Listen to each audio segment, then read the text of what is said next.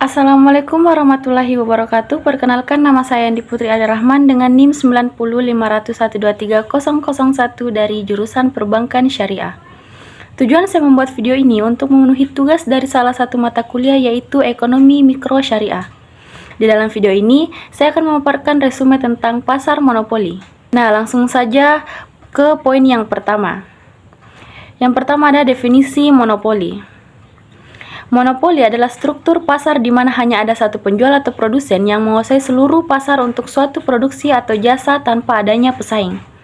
Produsen tunggal ini memiliki kekuasaan penuh untuk menentukan harga dan jumlah barang atau jasa yang ditawarkan.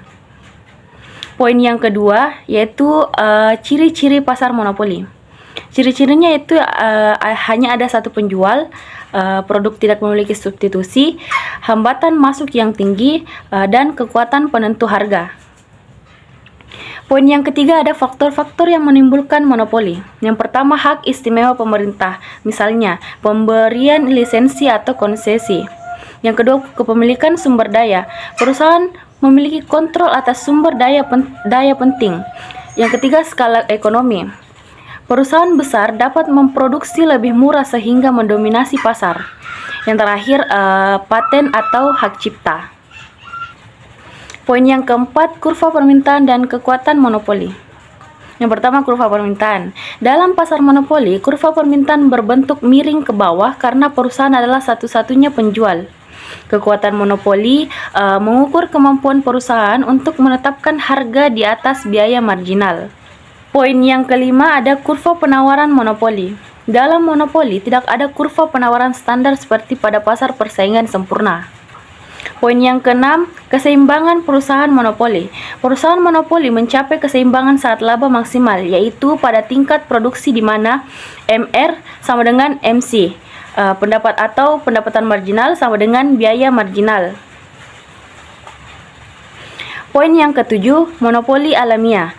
Monopoli alamiah terjadi ketika sebuah industri memiliki biaya tetap yang sangat tinggi, sehingga lebih efisien jika hanya satu perusahaan yang melayani pasar. Poin yang kedelapan, kebaikan dan keburukan monopoli. Yang pertama, kebaikan. Kebaikan monopoli, perusahaan monopoli memiliki sumber daya untuk melakukan penelitian, menghasilkan barang dan dengan biaya lebih rendah dalam kasus monopoli alamiah.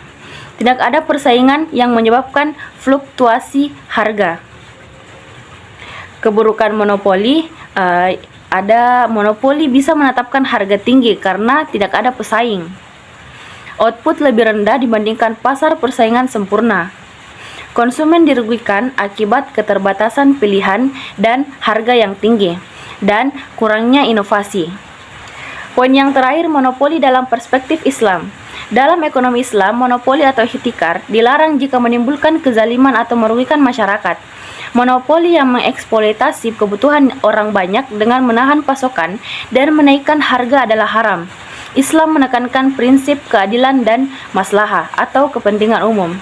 Namun, monopoli bisa diterima jika memberikan manfaat bagi masyarakat umum, misalnya monopoli alamiah yang diatur pemerintah, dan tidak ada eksploitasi, penimbunan, atau pengendalian harga yang merugikan. Baik, itu saja yang bisa saya sampaikan. Kurang dan lebihnya, wassalamualaikum warahmatullahi wabarakatuh.